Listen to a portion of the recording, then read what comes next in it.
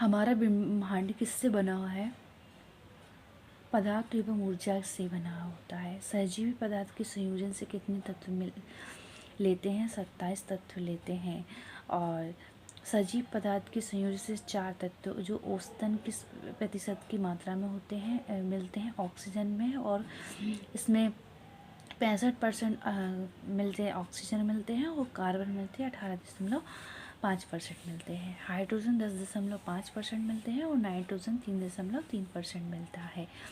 लघु और कैल्शियम की बात करेंगे और फॉस्फोरस की बात करेंगे। सहजीवी पदार्थ के संयोजन में कितना योगदान करते हैं? 1.5 से 1.01% से करते हैं। और सजीवी पदार्थ में कौन सी तरह सदैव आयतन के रूप में पाए जाते हैं? Sodium, potassium, magnesium, calcium, chlorine.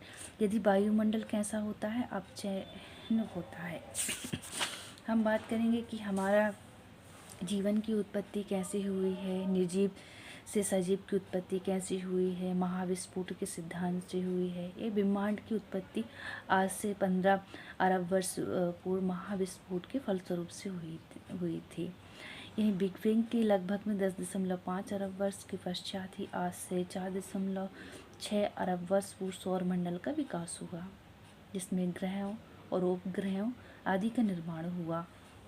इस प्रकार पृथ्वी की उत्पत्ति आज से हम लगभग 4.5 अरब वर्ष पूर्व ही ज्वाली और गैसीय पिंडों से हुआ है, और लगभग 0.6 अरब वर्ष से ही गैसीय पिंड के ऊपर भू की बात करेंगे, भूपटल की बात करेंगे, निर्माण हुआ है। भूपटल के निर्माण काल की बात करेंगे, आजीविक और महाकाल पे इस संज्ञा प्रदान की गई थी। भूपटल की स्थापना से लेकर आज तक की पृथ्वी के इतिहास को जीवों के महाकाल के रूप में अभिहित किया गया है। जीवी और महाकाव्य और आर्कियोजोइक महाकाव्य। महाकल्प की बात करेंगे, 3.8 अरब वर्ष की बात करेंगे। यार आदि सागर में ही जीवन की उत्पत्ति हुई है, सबसे पहले हुई थी।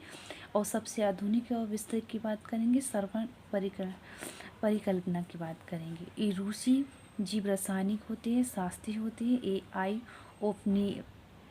ओपेरिन ने सन 1924 में भौतिकवाद और पर्यावरणवाद के नाम से अपनी पुस्तक लिखी है, और इसमें पुस्तक का इस परिकल्पना के अनुसार जीवन की उत्पत्ति कार्बनिक पदार्थों से रासायनिक विकास के फलस्वरूप हुई है। सर्वप्रथम पृथ्वी का उद्भव आंतरिक एक ज्वलनशील और घुलनशील गैसीय पिंड से हुआ है, और जिन्हें विश्वास और व्यक्त किया जाता है। पृथ्वी की बात करेंगे, पृथ्वी प्रारंभिक वातावरण में है 3000 से 6000 डिग्री सेंटीग्रेड तक। गैसीय अवस्था में बहुत सारे तत्व के अलावा इन सारे रासायनिक तत्व हाइड्रोजन, कार्बन, नाइट्रोजन, गंधक और फॉस्फोरस आदि स्वतंत्र परमाणु थे, और जीव द्रव्य के प्रमुख घटक भी होते हैं। पृथ्वी ठंडी होती है, और इनके स्वतंत्र परमाणु ने ही प्रतिक्रिया के फलस्वरूप तत्वों के साथ साथ सरल अकार्बनिक योग्यता का भी निर्माण किया। यदि हम वायुमंडल की बात करेंगे, ये वर्तमान में ऑक्सीकरण है, और वायुमंडल के विपरीत है अपचय था। जैसे क्योंकि इसमें हाइड्रोजन के परमाणु जो संख्या में सबसे अधिक हैं, वो सर्वाधिक क्रियाशील थे। हाइड्रोजन ने ऑक्सीजन के सारे परमाणुओं को मिलाकर ये जल H2 बना लिया, H2O बना लिया। तो फिर ऑक्सीजन O2 में स्वतंत्र परमाणु आदि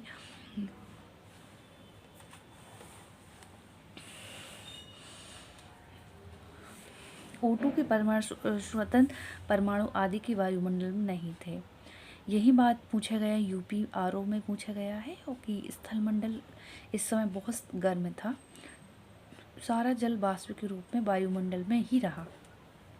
नाइट्रोजन परमाणु में अमोनियम NH3 भी बनाई है।